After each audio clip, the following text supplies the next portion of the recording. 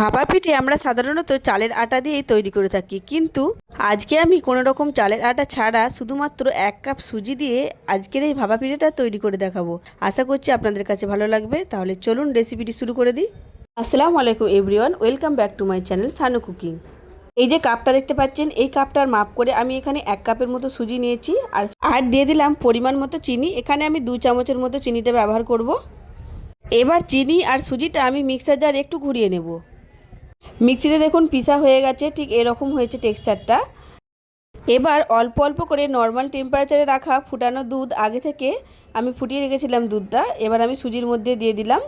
যতটা লাগবে পরিমাণে ঠিক ততটা পরিমাণ অনুযায়ী আমি এখানে দেব। আপনারা এখানে দুধের পরিবর্তে পানি দিয়েও কিন্তু এটা করতে পারেন, কিন্তু দুধ দিয়ে করলে ভালো লাগে, সে কারণে আমি এখানে দুধ ব্যবহার করেছি। এবার আমি নারকেলের ছাইটা তৈরি করে নেব। সেজন্য আগে থেকে আমি গ্যাসে একটা কড়াই বসিয়ে দিয়েছিলাম আর পরিমাণ মতো এখানে নারকেল কোড়ানো দিয়ে দিলাম। আর দিয়ে দিচ্ছি আমি এখানে গুড়। যেহেতু ভাপা পিঠে বানাবো, সেই জন্য গুড় দিয়ে করলে কিন্তু এই পুরটা ভালো লাগবে, খেতেও ভালো লাগবে আর দেখতেও ভালো লাগবে। সেই কারণে আমি এখানে গুড় দিয়ে পুরটা বানালাম। পুরটা আমার সম্পূর্ণভাবে রেডি হয়ে গেছে। এবার পুরটা আমি ঠান্ডা করে নেব। এবার দুধ আর সুজির যে মিশ্রণটা, ওই মিশ্রণটা একটু ভালো করে চামচের সাহায্যে নেড়ে চেড়ে এখানে আমি দিয়ে দিলাম, এই যে ছোটো চামচটা দেখতে পাচ্ছেন, এই চামচটার হাফ চামচের থেকে একটু বেশি বেকিং পাউডার। আর দিয়ে দিলাম আমি তার থেকেও অল্প, একদম 1 চিমটের মতো বেকিং সোডা। আর অল্প করে একটু পানি দিয়ে খুব ভালো করে আমি এই মিশ্রণটা মিশিয়ে নিচ্ছি। দেখে নিশ্চয়ই বুঝতে পারছেন। আর এই যে ব্যাটারটা খুব কিন্তু পাতলা হবে না, আবার খুব বেশি গাঢ় হবে না, একদম মিডিয়াম থিকনেস থাকবে, তাহলে কিন্তু পিঠেগুলো ভালো হবে। এই যে দেখুন, দেখতে পাচ্ছেন ঠিক থিকনেসটা কীরকম আছে। এবার আমি একটা আপ্পাম প্যান নিয়েছি। এই আপ্পাম প্যানের মধ্যে চামচের সাহায্যে অল্প অল্প করে ব্যাটারটা আমি দিয়ে দেব। এই যে ব্যাটারটা প্রথমে অর্ধেকটা দিতে হবে, এরপরে আমি আবারও পুর দেব। সেই কারণে প্রথমে একটু খালি খালি রেখেই ব্যাটারটা দিতে হবে। যে সকল বন্ধুরা দেশ বা দেশের বাইরে থেকে আমার এই ভিডিওটি দেখছেন, তাদের সকলকে অসংখ্য ধন্যবাদ। আমার তরফ থেকে তাদের সকলকে অনেক অনেক ভালোবাসা রইল। এই যে দেখুন, প্যানের মধ্যে কিন্তু ব্যাটারটা দেওয়া হয়ে গেছে। এবার আমি যে নারকেলের পুরটা করে রেখেছিলাম, ওই নারকেলের পুরটা খুব ভালো করে ভেতরের মধ্যে দিয়ে দিচ্ছি। বন্ধুরা এইভাবে একবার ভাপা পিঠাটা তৈরি করে দেখবেন, এতটা সহজ, এতটা সহজ। বাড়ির সকলকে যদি আপনি তৈরি করে দেন এইভাবে, সকলে খুব খুশি হয়ে যাবে। বানানোটাও যেমন সহজ, খেতেও কিন্তু অসাধারণ। একবার নিশ্চয়ই তৈরি করে দেখবেন আমার মতো করে। আশা করছি খুব খুব ভালো লাগবে। আর যদি ভালো লেগে থাকে তাহলে অবশ্যই লাইক, কমেন্ট, শেয়ার করে দেবেন।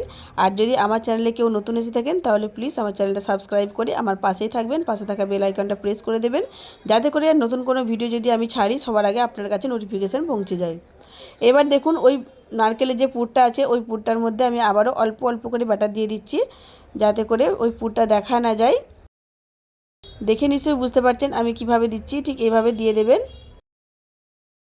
আর একসঙ্গে দেখুন কতগুলো পিঠা তৈরি হয়ে যাবে। এইভাবে দেওয়া হয়ে গেছে।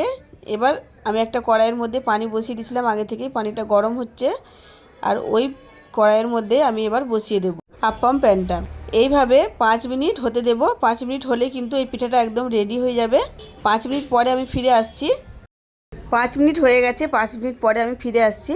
আর তার আগে বলি, আমি যে কড়াইটা বসিয়েছিলাম, এই কড়াইটা কিন্তু সাইড দিয়ে অনেকটাই ভাপ বেরিয়ে আসছিলো। সেই কারণে আমি একটা অন্য ফ্রাইং প্যানের মধ্যে অল্প করে পানি দিয়ে এভাবে আবারও ভাপিয়ে নিলাম। দেখুন, 4 সাইডে কিন্তু একদম ভাপ বের হয়নি।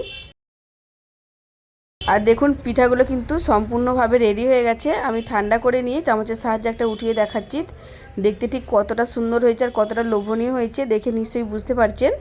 এইভাবে আমি চামচে করে সবকটা পিঠা তুলে নেব। আর কত তাড়াতাড়ি কিন্তু পিঠাগুলো হয়ে গেল, দেখে নিশ্চয়ই বুঝতে পারছেন। গরম গরম এই ভাপা পিঠা খেতে কিন্তু অসাধারণ লাগে। যদি না একবারও বানিয়ে থাকেন তাহলে অবশ্যই একবার হলেও ট্রাই করে দেখবেন। আশা করছি খুব খুব ভালো লাগবে। এই যে পিঠাটা দেখুন তুলে নিচ্ছি আমি। আর কনকনে শীতে এইরকম গরম গরম ভাপা পিঠে হলে আর কি চাই বলুন। আর আপনারা চাইলে কিন্তু এটা আপনারা আপনাদের বাচ্চাদের টিফিনেও দিতে পারেন, খুব তাড়াতাড়ি একদম ঝটপট হয়ে যাবে।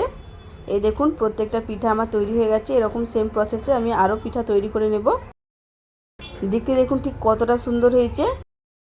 রেসিপিটি কেমন লাগলো অবশ্যই কমেন্ট করে জানাবেন, আর অবশ্যই একবার হলেও বাড়িতে চেষ্টা করে দেখবেন।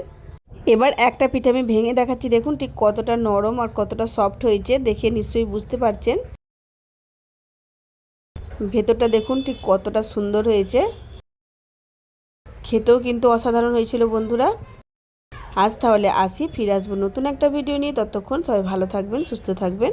আল্লাহ হাফিজ।